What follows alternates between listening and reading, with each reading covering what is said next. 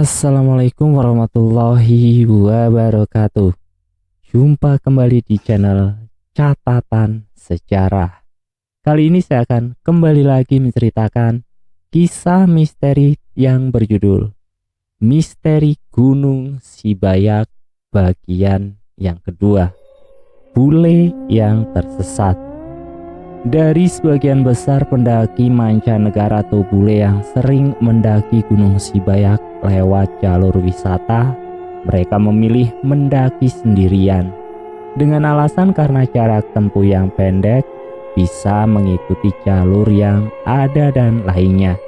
Banyak juga yang sengaja tidak membawa teman orang Indonesia atau guide dari kampung sana, mungkin karena menghemat biaya atau juga kelewat congkak. Karena ceritanya itu malam dan lagi kedinginan, saya nggak fokus dengan asal si bule ini, apa dan dari Western atau Jepang. Whatever lah ya. Yang penting yang mau saya ceritakan ini tentang pendaki bule yang tersesat di Gunung Sibayak. Kita umpamakan saja orang Jepang aja ya. Sebut saja nama pendaki ini Namoto. Pria usia sekitar 24 tahun yang hobi mendaki gunung. Karena hanya bisa berbahasa Inggris dan sedikit menguasai bahasa Indonesia, Namoto memang agak kesulitan untuk berkomunikasi dengan warga sekitar. Namun dirinya sukses bisa mencapai kaki Gunung Sibayak dan hampir ke warung Mbak Yani. Mbak Yani yang lulusan SMK perhotelan ini bisa mengimbangi bahasa Inggrisnya si bule. Mbak Yani malah menyarankan agar si bule ini bisa menyewa guide setempat. Karena bulenya gak ada teman sama sekali. Takut aja kalau kesasar atau gimana gitu. Sir, mending pakai guide aja daripada sendirian. Ntar nyasar loh, kata Mbak Yani. No, thanks. Saya bisa sendiri kok. Lagian ini satu jalur aja kan? Jawab si bule. Right. Tapi kan kamu belum pernah kesini sebelumnya. Nanti kamu milih jalur yang salah lagi. Tanya Mbak Yani lagi. Tenang saja, gak apa-apa kok, aku sendirian. Aku pasti ikutin jalur yang dilewati pendaki aja. Jawab si bule. Si bule masih kekeh ingin jalan sendirian. Karena jarak pendakian dari jalur wisata memang pendek dan cepat, jadi dia merasa nggak butuh bantuan tambahan guide. Dengan perbekalan seadanya dan memang tidak berniat untuk ngecamp di atas, bule Jepang ini dengan santai mendaki Gunung Sibayak. Setapak demi setapak, jalur pendakian dilewatinya dengan mudah. Sesekali nafasnya terasa terengah-engah karena beberapa jalur pendakian yang menanjak. Sampai akhirnya ia di pelataran kawah Gunung Sibayak. Bule itu pun menjajal naik ke puncak Gunung Sibayak dan berfoto narsis sendirian. Lalu ia pun turun dan kembali menikmati keindahan pelataran gunung. Lalu Namoto melihat ada jalur setapak di belakang kawah gunung. Karena rasa penasarannya, bule Jepang ini mencoba menelusuri sampai mana jalur ini. Rasa penasarannya tersebut membuatnya kehilangan arah pulang. Namoto pun akhirnya tersesat di dalam hutan. Hari sudah mulai malam dan si bule Jepang itu nggak turun-turun. Padahal Namoto sudah naik dari jam 10 pagi. Perbekalan Namoto untuk ngecamp juga nggak ada dan hujan pun turun dengan derasnya. Mbak Yani khawatir, jangan-jangan si bule Jepang ini tersesat. Ia pun akhirnya menghubungi warga sekitar. Setelah ditunggu sampai keesokan harinya, tidak ada wujud Namoto turun ke kaki gunung. Sebagian warga akhirnya mendaki Gunung Sibayak untuk mencari Namoto. Saat berada di pelataran gunung, para warga tidak menemukan Namoto dan jejaknya. Pendaki lain juga tidak melihat ada bule yang sedang menginap di pelataran. Warga pun bergegas turun dan segera melaporkan ke pihak Basarnas atas hilangnya si bule songong ini. Satu hari pencarian, hasilnya nihil. Si bule tidak ditemukan. Para warga dan tim Basarnas dibantu pendaki lainnya akhirnya menghentikan pencarian di hari pertama. Mereka lalu melanjutkan pencarian di hari kedua, tapi hasilnya tetap sama. Hari ketiga, saat tim Basarnas mengerahkan anggotanya dan helikopter mengelilingi kawasan Gunung Sibayak, mereka menemukan sesosok tubuh tergeletak di pinggir aliran sungai. Dan saat dievakuasi, ternyata itu si bule Jepang. Tubuhnya sangat lunglai, dehidrasi, mengalami beberapa luka lebam. Untungnya si bule masih punya banyak nyawa.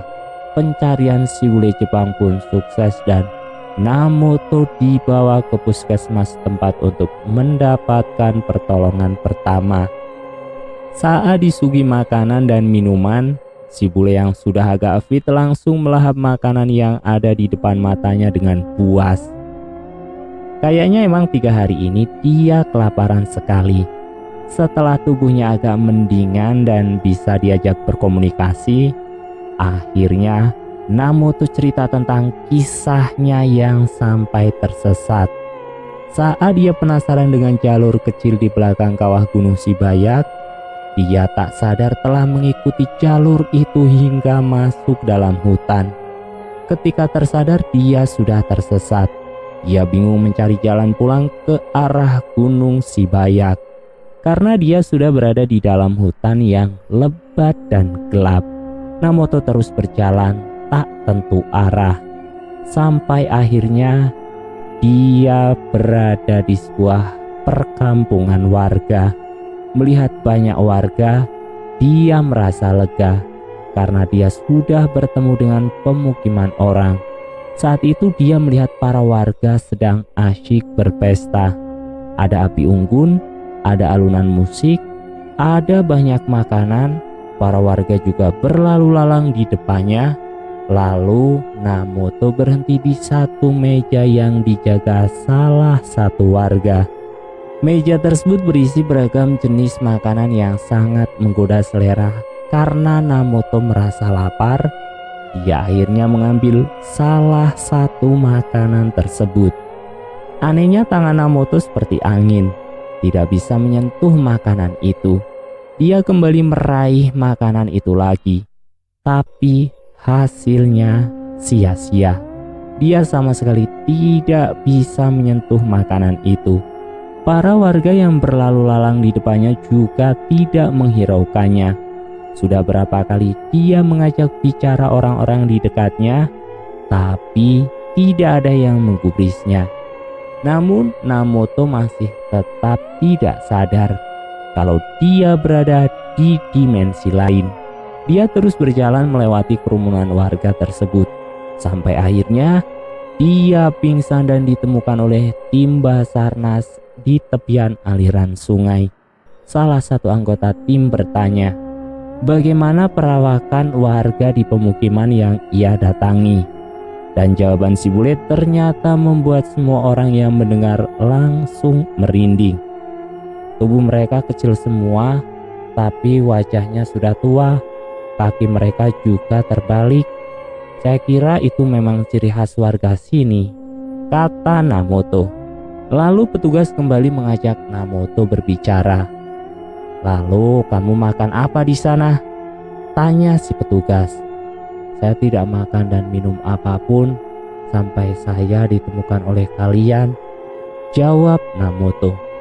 Di akhir obrolan kami tentang bule itu, Mbak Yani bilang kalau nasi bule itu termasuk beruntung karena dia tidak lama tersesat dan disesatkan oleh orang bunian atau dapa, makhluk kecil berkaki terbalik. Orang bunian terkenal suka jahil dan menyesatkan pendaki dengan jejak kakinya yang terbalik. Namoto juga tidak bisa memakan makanan yang ada di kampung orang bunian tersebut. Kalau sampai dia memakannya, kemungkinan besar Namoto tidak akan kembali ke dunia untuk selamanya. Atau dalam artian, rohnya akan terus tersesat di dalam hutan tersebut. Makanya kalian jauh-jauhkanlah sifat sombong dan sok paling bisa. Karena di dunia ini, kita ini mungkin cuma sebutir nasi yang nyelip di pinggiran kertas nasi bungkus. Dan selesai. Saya akhiri kisah misteri tentang Gunung Sibaya ini sampai di sini. Terima kasih sudah menonton video catatan sejarah. Jangan lupa tekan tombol like, share, dan komen. Tekan subscribe untuk mengikuti video kami selanjutnya ya.